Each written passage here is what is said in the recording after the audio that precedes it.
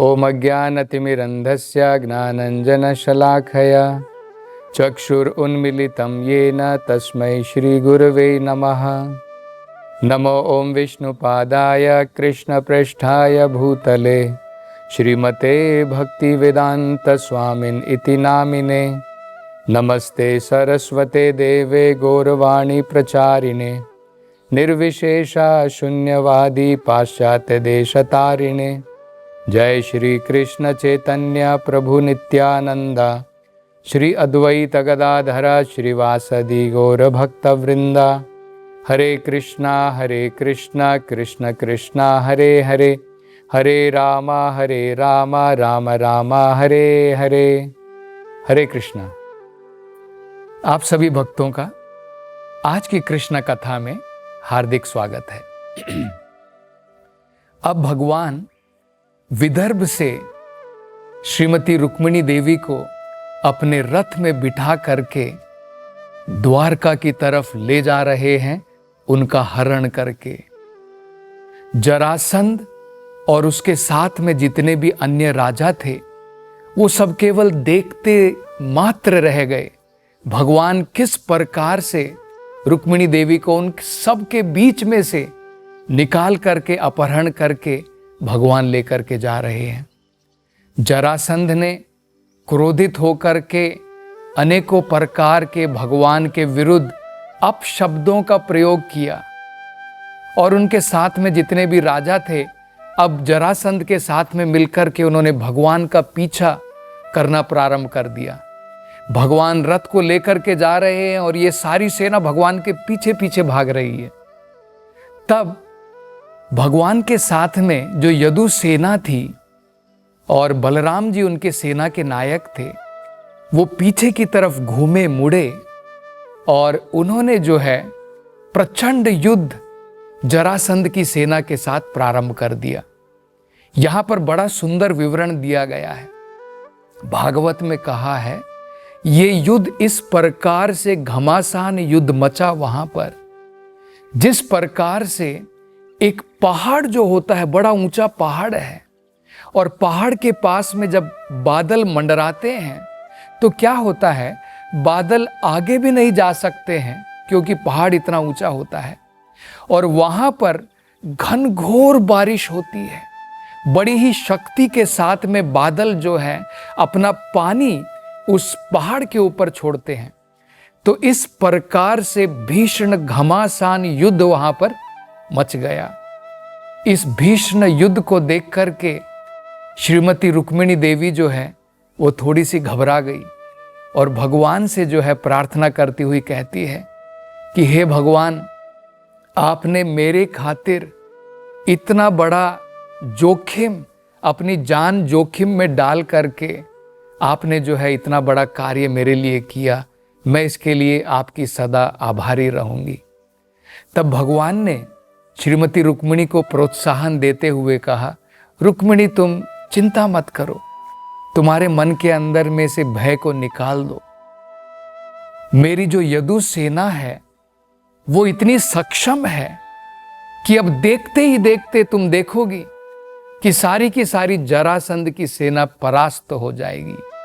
और जब भगवान इस प्रकार से रुक्मिणी के साथ में वार्तालाप कर रहे थे, बलराम जी और बाकी के जो यदु सैनिक थे सब ने मिल कर के धीरे धीरे सारी की सारी जरासंध की सेना को परास्त कर दिया। वहां पर जितने भी राजा जमा हुए थे, राजकुमार थे, अब धीरे धीरे भगवान बलराम जी और उनकी जो यदु सेना थी उन्होंने सबको मिल कर के जो है अनेकों हाथी, घोड़े, सैनिक सब इस युद्ध के अंदर में मारे गए। उसके उपरांत जरासंध सोचने लगा। उसने सोचा कि ये मेरे लिए तो युद्ध नहीं है, ये युद्ध मैं शिशुपाल के लिए कर रहा हूं। बाकी राजाओं ने भी इस प्रकार से विचार किया, जो राजकुमार थे, जो राजा थे, जो शिशुपाल के लिए इस प्रकार से युद्ध कर रहे थे। तो उन्होंने देखा कि हमारी सारी सेना परास्त हो रही है, अब युद्ध करने का कोई फायदा नहीं है। तो उन्होंने क्या किया, तुरंत युद्ध को विराम दिया और धीरे धीरे करके जो है वापस विदर्भ की तरफ लौटने लगे। और वहां पर ये सारे राजा अब जो है शिशुपाल से विचार विमर्श कर रहे हैं। शिशुपाल से कह रहे हैं, शिशुपाल तुम घबराओ मत, चिंता करने की कोई जरूरत नहीं है। हमने जो है अनेकों प्रकार से बढ़िया प्रयास किया युद्ध करने का, लेकिन समय हमारा खराब था। तो हम देखते हैं जनरली क्या होता है, जब इस प्रकार के व्यक्ति होते हैं, अपनी तरफ से जब बड़े ही हौसले के साथ में ये आए थे, जोश के साथ में आए थे कि हम कृष्ण की सेना को परास्त करेंगे, अनेकों प्रकार से क्रोधित होकर के आए थे, लेकिन हारने के बाद में अब काल को दोष दे रहे हैं, हमारा भाग्य खराब है। तो शिशुपाल को कहते हैं कि तुम्हारा भाग्य अभी ठीक नहीं है। जरासंध कहता है, देखो मैंने भी इसी प्रकार से किया था, जब मैंने 17 बार आक्रमण किया मेरा भाग्य खराब था, 18वीं बार जब मैंने युद्ध किया उस युद्ध में मैं जीत गया। तो इस प्रकार से उसको हौसला बढ़ा रहे हैं। और वहां पर भागवत में बताया जाता है, शिशुपाल उसकी शक्ल सूरत इस प्रकार से बन गई थी, उसकी दशा इस प्रकार से हो गई थी मानो शरीर के अंदर से प्राण निकल गए हो। उसके शरीर के ऊपर में जो कांति थी, क्योंकि राजा जो होते हैं वो बड़े ताकतवर होते हैं, उनके अंदर में एक शौर्य रहता है।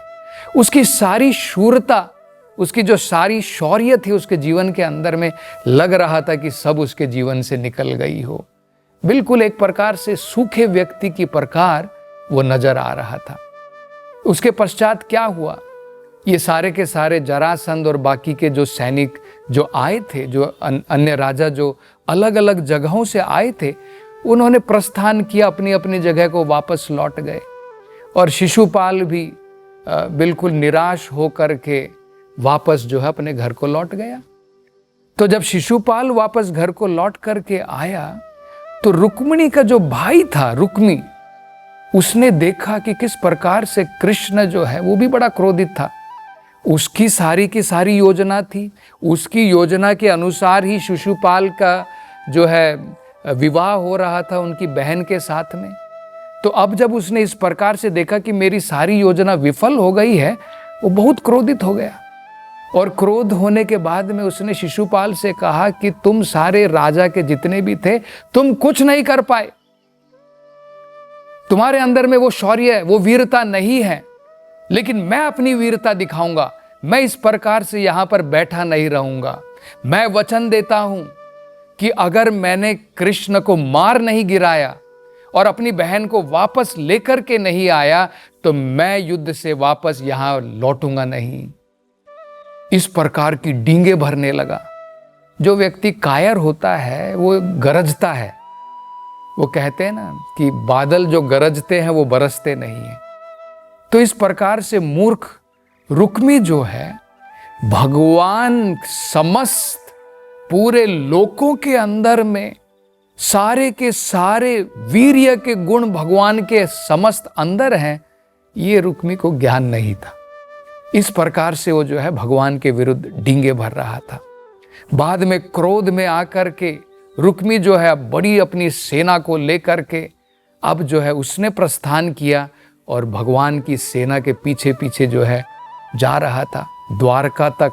जब भगवान जो है आगे जा रहे हैं, अब रुक्मी भी जो है अपनी सेना को लेकर के भगवान के पास में आया और दूर से जो है उसने भगवान को अनेकों प्रकार से पुकारा। उसने कहा कि तुम यदु वंश के नाम पर कलंक हो कृष्ण, तुम यदु वंश के नाम पर कलंक हो, तुम कौवे की भांति हो। वो ऐसा क्यों कह रहा था? वो कहता है जिस प्रकार से कौवा क्या करता है, कौवा वो जब कहीं पर यज्ञ चल रहा है, उस यज्ञ में से जो मक्खन होता है जो यज्ञ के लिए बनाया गया है, उस मक्खन को उठा करके चुरा करके ले जाता है। तो रुक्मी कह रहे हैं कि भगवान कृष्ण आप जो है बिल्कुल कौवे के बराबर हैं। आप मेरी बहन को जो है क्षत्रिय की भांति नहीं, मेरे साथ में युद्ध करके नहीं लेकर के गए, हरण करके चुरा करके लेकर के गए। और अब निश्चित रहो, तुम्हारी मृत्यु यहां पर निश्चित है। तो इस प्रकार से रुक्मी जो है अनेकों प्रकार से भगवान के विरुद्ध इस प्रकार से कहने लगा। बाद में उसने क्या किया, रुक्मी ने अपनी धनुष बाण उठाई और भगवान के ऊपर प्रहार प्रारंभ कर दिया। 5-6 बाण जो है भगवान के ऊपर उसने छोड़े। तब भगवान ने क्या किया, भगवान ने अपना धनुष उठाया और उसके सारे बाणों को काट गिराया। और यहाँ तक कि जो उसका धनुष था, जिसके साथ में उसने बाणों से प्रहार किया था, भगवान ने उसका जो धागा होता है, जो जिसके द्वारा बाण के ऊपर चढ़ाया जाता है, भगवान ने उसको काट गिराया। उसके बाद में दोबारा रुक्मी ने क्या किया, दोबारा अपना दूसरा धनुष उठाया। भगवान ने उसी प्रकार से उसके दूसरे धनुष को भी तोड़ दिया। तीसरा धनुष उठाया, तीसरे को भी तोड़ दिया। और बाद में भगवान ने जो है प्रहार किया, अपनी तरफ से भगवान ने जो है अपने बाण छोड़े और उसका जो सारथी था उसका वध कर दिया। सारथी के पश्चात में भगवान ने दूसरे बाण छोड़े, जिसके द्वारा भगवान ने उसके सारे जितने भी उसके घोड़े थे रथ के, उसका भी जो है उनका भी वध कर दिया। बाद में भगवान ने एक बाण और छोड़ा और जो रथ का जो उसका ऊपर का हिस्सा था, जिसके ऊपर में ध्वजा वगैरह लगी हुई थी, भगवान ने उसको भी काट गिराया। तो जब रुक्मी ने देखा कि मेरे सारे प्रयास विफल हो रहे हैं, वो एक जैसे क्रोधित, जब अगर हम किसी सांप को छेड़ते हैं तो सांप कैसे जहरीला हो जाता है, इस प्रकार से क्रोधित होकर के अब जो है रुक्मी ने क्या किया, उसके पास में जो थे, उसके पास में जो भाला था, वहाँ पर त्रिशूल था, उसकी जो है खड्ग थी, तलवार थी, सबको लेकर के जो है भगवान की तरफ भागा। तब भगवान ने जो है दोबारा वही किया। दोबारा भगवान ने अपनी बाणों के द्वारा उसके सारे के सारे चीज़ों को तोड़ दिया। अब उसके पास में एकमात्र तलवार बाकी रह गई थी। अब तलवार लेकर के भगवान की तरफ लपका और भगवान ने जो है तुरंत उसकी तलवार को भी तोड़ दिया। और उसके साथ साथ में भगवान ने क्या किया, भगवान ने उसको अब बंदी बना लिया। और बंदी बनाने के पश्चात में भगवान उन्होंने तलवार निकाली और उसका वध करना चाहते थे। और जैसे ही भगवान उसका वध करना चाहते थे, तुरंत रुक्मिणी जो है, जो उनकी बहन थी, रुक्मी की बहन थी, वो जो है थर थर कांप गई और बिल्कुल घबरा गई और उसके पसीने छूट रहे हैं। तो रुक्मिणी ने जो है भगवान को प्रणाम किया, उनके चरणों पर गिर गई और भगवान से कहा कि कृपा करके मेरे भाई को क्षमा कर दो, कृपा करके उनकी हत्या मत करो।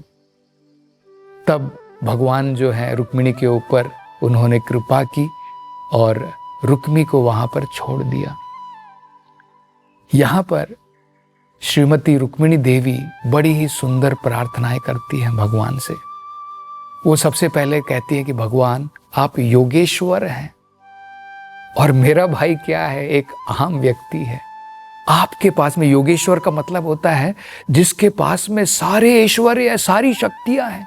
भगवान आप सारे शक्तियों के स्वामी हैं और ये मेरा भाई क्या है, इसके पास में क्या है, एक ऑर्डिनरी, एक आम राजा मात्र है, उतना ही है। आगे रुक्मिणी कहती है भगवान से कि भगवान इतना ही नहीं, आप जगतपति हैं, इस सारे के सारे जगत के आप पति हैं। और मेरा भाई रुक्मी जो है वो एक छोटी सी जगह को अपनी सोच रहा है कि मैं ही ईश्वर हूं। तो भगवान आप में और इसके अंदर में बड़ा अंतर है, कोई कंपैरिजन नहीं है, कोई तुलना नहीं है। आगे रुक्मिणी जी भगवान से कहते हैं कि भगवान केवल इतना ही नहीं, आप जो हैं अत्यंत दयालु हैं, आप सर्वशक्तिमान हैं और मेरा जो भाई है ये एक आसुरिक व्यक्ति का, आसुरिक वृत्ति का व्यक्ति है, इसके अंदर में उस प्रकार की दया नहीं है। लेकिन आप तो दयालु हैं, आप कृपा करके इसके ऊपर दया कीजिए और इसको क्षमा कर दीजिए। तो ये सुन करके भगवान जो है अत्यंत कृपालु हो गए और भगवान ने जो है रुक्मी को छोड़ दिया। लेकिन फिर भी भगवान जो है रुक्मी को एक सजा देना चाहते थे। भगवान ने क्या किया, रुक्मी के जो है कुछ बाल काट दिए उसकी मूंछ थोड़ी सी काट दी और इस प्रकार से उसको एक बंदी बना दिया। तो इस प्रकार से भगवान ने जो है उसका एक प्रकार से उसको एक सजा दी। और आगे जो है अब बलराम जी जब देखेंगे कि भगवान कृष्ण ने रुक्मिणी के भाई रुक्मी को किस प्रकार से बंदी बनाया, उसका अपमान किया, अब बलराम जी की क्या प्रतिक्रिया होगी, इसके बारे में हम अगली कथा में इसकी चर्चा करेंगे। हरे कृष्णा। हरे कृष्णा। एक अनाउंसमेंट मैं करना चाहता था।